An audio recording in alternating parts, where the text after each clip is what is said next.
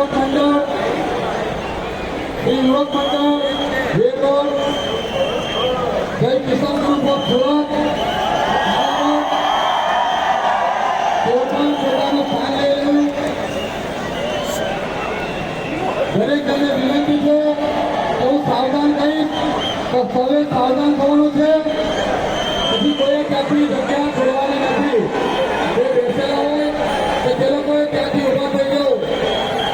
દરેકને આ બાજુ જુઓ તો સ્ટેજ તરફ દરેક ભાવિકા મંડળ મોડું સ્ટેજ તરફ હોવું જોઈએ.